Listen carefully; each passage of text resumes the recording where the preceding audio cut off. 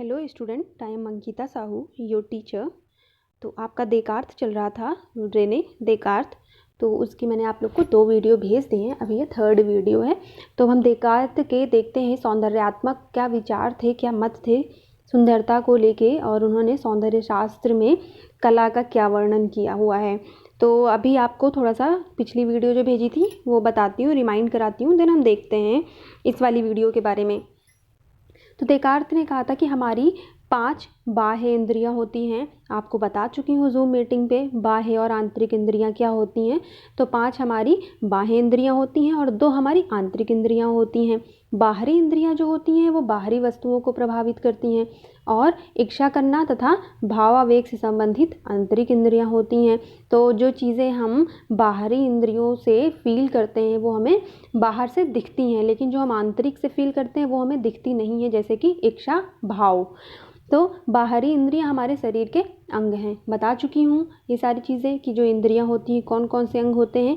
और इसी प्रकार सामान्य बोध जो कॉमन सेंस होता है वो भी एक प्रकार के शरीर के अंग के रूप में इंद्रिय है, जो बाह्य इंद्रियों से प्राप्त अनुभूतियों की कल्पना के स्तर तक ले जाता है। जब हम सामने देखते हैं किसी चीज़ को, हमारी इंद्रियां जो बाह्य होती हैं उसकी अनुभूति करती हैं, तो उसी से क्या होता है, हमारे कल्पना स्तर तक पहुंचती हैं वो। यहाँ ये रूप कुछ समय तक सुरक्षित रहते हैं, अतः कल्पना का यह अंश स्मृति कहलाता है। तो चीज़ें आप देखते हो बाहरी रूप में, उसको क्या करते हैं, दिमाग में उसको कुछ टाइम तक तो हम रखते हैं, सुरक्षित रखते हैं। फिर ये कल्पना क्या होती है, स्मृति का एक अंश बन जाता है, मतलब आपके यादों का एक हिस्सा बन जाता है। तो कल्पना की व्याख्या डेकार्त ने इंद्रिय प्रत्यक्ष, स्मृति, स्वप्न तथा काव्यात्मक स्वतंत्र कल्पना के प्रसंग में की हुई है। सामान्य बोध के कारण इंद्रियां बाहरी वस्तुओं से प्रभावित होती हैं या इंद्रियां प्रत्यक्ष होती हैं। इंद्रियों पर पड़े बाह्य प्रभावों को मस्तिष्क के एक अंग में कुछ समय तक धारण किए रहने की क्षमता होती है, यही स्मृति होती है। सेम यही चीज़ अभी मैंने आपको बताई कि जो चीज़ें हम सामने देखते हैं बाहरी वस्तुओं से प्रभावित होते हैं वो हमारी बाह्य इंद्रियां होती हैं, और जो बाह्य इंद्रियां देखती हैं उन पर जो प्रभाव पड़ता है वो हमारे मस्तिष्क के अंदर जाता है, और मस्तिष्क के अंदर जब जाता है तो हम उसमें क्या करते हैं, कल्पना धारण करते हैं। और जो ये कल्पना चलती है, इमेजिनेशन चलती है, वो कुछ टाइम तक हमारे अंदर रहती है, फिर वो धीरे धीरे वो हमारी स्मृति बन जाती है। तो बाह्य वस्तु की ओर उत्प्रेरित कल्पना हमारी इच्छा शक्ति से स्वतंत्र होकर ऐसे रूपों का निर्माण करती है जो स्वप्न अथवा विभ्रम में दिखाई देती है।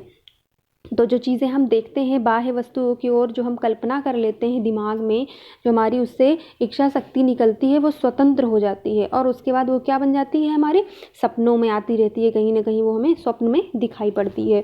तो किंतु जिस समय आत्मा स्वतंत्र इच्छा शक्ति द्वारा कल्पना को प्रेरित करती है उस समय मन में ऐसे रूप उत्पन्न होते हैं जो ज्ञानेंद्रियों के द्वारा स्मृति में संचित बिंबों के विभिन्न होते हैं। तो यही कह रहे हैं कि जो चीज़ें हम देखते हैं बाह्य इंद्रियों द्वारा वो हमारे कल्पना में तो आ जाती हैं और वो हमारे स्वप्न में भी दिखने लगती हैं। स्वप्न में कहीं से भी नई चीज़ें नहीं आती हैं, वो हमारी स्मृति में स्टोर होती रहती हैं, सुरक्षित रहती हैं, वही चीज़ें हमें सपनों में दिखाई पड़ती हैं। तो ये डेकार्त के कुछ मत थे। अब हम इस वीडियो में देखते हैं डेकार्त ने क्या कहा हुआ है। जब हमारे मन में किसी वस्तु का ऐसा प्रतिबिंब बनता है जिसके समान कोई वस्तु हमारे पिछले जीवन में लाभकारक या हानिप्रद सिद्ध हुई थी, ऐसे प्रतिबिंब से भाववेग उत्पन्न होते हैं। जैसे कभी कभी आपको लगता है कि ये चीज़ हमारे साथ पहले हो चुकी है, तो यही कह रहे हैं कि जब हमें ऐसा महसूस होता है, हमारे दिमाग में वस्तु का ऐसा प्रतिबिंब बनता है, ऐसा लगता है कि जैसे हमें पिछले जीवन में इससे कुछ लाभ मिला था या फिर इससे कुछ हानि सिद्ध हुई थी, तो ये जो है क्या होता है, प्रतिबिंब बन जाता है, और इसी से एक हमारे भाव वेग उत्पन्न होते हैं।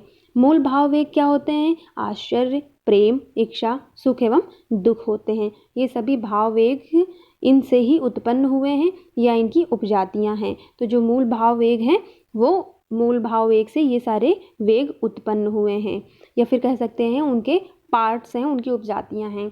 तो विभिन्न व्यक्तियों के मस्तिष्क की रचना अलग अलग प्रकार की होती है, अतः जो कोई भी वस्तु सबके एक समान भाव से उत्पन्न नहीं करती। सही बात है, सबके व्यक्तियों का मस्तिष्क एक जैसा होता है, रचना अलग अलग होती है, सब अलग अलग प्रकार से सोचते हैं, तो उसी प्रकार सब में समान भाव से उत्पन्न नहीं होता है, सबका अलग अलग तरीके से भाव उत्पन्न होते हैं। भाव वेग इच्छा शक्ति से उत्पन्न नहीं होते, बल्कि उन वस्तुओं से होते हैं जो उनसे समानता संबंधित होती है। तो ये कह रहे हैं कि हर एक चीज़ से हमारे भाव उत्पन्न नहीं होते हैं। जो चीज़ें हमें प्रभावित करती हैं या फिर जो हमसे संबंधित होती हैं चीज़ें, उन्हीं को जब हम देखते हैं तो उन्हीं से हमारी इच्छा शक्ति क्या होती है, जागृत होती है और हमें उसे पाने की लालसा स्पष्ट होती है। तो ये क्या होता है, उससे ही संबंधित होती है। आगे देखते हैं, भाव वेगों को तुरंत रोका नहीं जा सकता है क्योंकि उनके साथ हृदय संलग्न होता है। सही बात है। अब देखिए, जो आपके भाव निकलते हैं, वेग निकलते हैं, तो उनको आप रोक नहीं सकते हैं। क्यों नहीं रोक सकते? क्योंकि वो आपको आपके हृदय से संलग्न मतलब जुड़े हुए होते हैं। तो इसलिए जैसे आप अचानक से किसी चीज़ को देख के बहुत इमोशनल हो जाते हो, तो आप अपने भाव को नहीं रोक पाते हो। आप क्या करते हो, तुरंत रोने लग जाते हो, दुखी हो जाते हो। क्यों? क्योंकि उसने आपके हृदय को जो है दुख पहुँचाया। तो क्या हुआ, वो आपके हृदय से संलग्न हुआ, जुड़ा हुआ। तो यही कह रहे हैं कि भाव वेग को तुरंत रोका नहीं जा सकता है क्योंकि ये जो है हृदय से संलग्न होता है। भाव वेग के समय कुछ विचारों को हम रोक सकते हैं और कुछ पर हमारा वश नहीं होता है। जैसे कुछ चीज़ों को हम रोक सकते हैं। मान लीजिए सबके सामने बीच में बैठे हैं या हमें किसी बात पे हंसी आ रही है और हमें हंसना नहीं है, तो हम कहीं ना कहीं उसको रोक लेते हैं। लेकिन क्या होता है, कभी कभी हम इतने बहक जाते हैं इमोशंस को लेके कि ये चीज़ें हमारे वश में नहीं होती हैं, या फिर हम किसी चीज़ से इतने ज़्यादा प्रसन्न हो जाते हैं तो वो चीज़ें हम दिखाने लगते हैं, तो उन चीज़ों पे हमारा कंट्रोल नहीं होता है। कलाकृति का अनुभव स्वतंत्र कल्पना से उत्पन्न भाव के साथ साथ बौद्धिक हर्ष का अनुभव है। यह अनुभव इंद्रियों के तनाव मुक्त होने का अनुभव नहीं है। अब देखिए, ये क्या होता है, कलाकृति का अनुभव जो होता है वो स्वतंत्र कल्पना से उत्पन्न होता है और भाव के साथ साथ बौद्धिक हर्ष का भी अनुभव होता है। मतलब जो चीज़ें आप कलाकृति में बनाते हो, अनुभव करते हो, वो हमारे कल्पना से निकलता है, उत्पन्न होता है और इससे बौद्धिक संबंध भी होता है, लेकिन अनुभव भी होता है। लेकिन क्या होता है, अनुभव इंद्रियों के तनाव मुक्त होने का अनुभव नहीं हो सकता है। कैसे नहीं हो सकता है? क्योंकि ज़रूरी नहीं है कि आपका जो अनुभव हो वो अच्छा हो। तो इसी प्रकार वे कह सकते हैं कि तनाव मुक्त होने का अनुभव नहीं भी हो सकता है। बाह्य वस्तु हमारी 5 इंद्रियों को प्रेरित करती हैं। जो अनुभव को सुखदायी होते हैं उनसे इंद्रियां हर्ष होता है। देखिए, जो हमारी 5 बाह्य इंद्रियां हैं, जो भी आपको बताती आ रही हूँ, 5 बाह्य इंद्रियां और 2 आंतरिक इंद्रियां। तो जो हमारी बाह्य इंद्रियां होती हैं वो क्या करती हैं, अनुभव को सुखदायी बनाती हैं। देखते ही आप किसी चीज़ को, सुनते ही आपको खुशी महसूस होता है। तो इससे क्या होता है, अनुभव आप आनंद की अनुभूति करते हैं, तो उनसे जो है इंद्रियों को हर्ष की प्राप्ति होती है, उल्लास की प्राप्ति होती है। अतीत के अनुभव की सहायता से चेतन द्वारा मांसपेशियों में ऐसी उत्तेजना होती है जिसका परिणाम हर्ष के भाव में होता है। यदि यह उत्तेजना चेतन के स्वभाव के विपरीत होती है तो इसका परिणाम दुख के भाव में अनुभव होता है। अब देखिए क्या होता है, जो अतीत के अनुभव की सहायता से जो आपके बीत चुका है उसका जो आपका अनुभव हो रहा है, तो वो क्या होता है, इससे हमारी मांसपेशियाँ उत्तेजित रहती हैं कि हाँ भाई, ये काम हमें नहीं करना है क्योंकि अतीत में हमारे साथ हो चुका है और इसको हम अच्छे ढंग से करेंगे, या ये चीज़ें इसको करने में गड़बड़ हो जाती हैं। तो क्या होता है, इससे आपकी मांसपेशियाँ उत्तेजित रहती हैं कि नहीं, ये हमारे अतीत का अनुभव है, ये खराब था तो हम इसे नहीं करेंगे, या फिर ये अच्छा था तो हम इसे करते हैं। तो इस प्रकार आपकी ऐसी उत्तेजना होती है जिसका परिणाम क्या होता है, हर्ष के भाव में होता है। मतलब आपको फिर उस काम को और अच्छे ढंग से कर पाओगे तो आपको क्या होगा, हर्ष और भाव की प्राप्ति होगी। तो यदि हम उत्तेजना चेतन के स्वभाव के विपरीत होते हैं तो इसका परिणाम दुख के अनुभव में भी होता है। तो अब अगर हमारे जो चीज़ें देख रहे हैं हमारे स्वभाव से बिल्कुल उल्टा हैं, तो उससे क्या होगा, उसका परिणाम दुखी होगा, दुख का अनुभव होगा, हमारे जो भाव होंगे वो दुखी होंगे। तो यही कह रहे हैं वो। अब आगे देखते हैं, किंतु कलाकृतियों के भाव से किसी भी प्रकार की हानि न पहुँचने के कारण आत्मा को आनंद का अनुभव होता है। अब जो कलाकृति आपने बनाई है, तो कलाकृति के भाव से किसी भी प्रकार की हानि ना पहुंचने के कारण क्या होता है, अब जैसे आपने कोई कलाकृति बनाई है, वो देख के मुझे इतना खुशी महसूस हो रही है।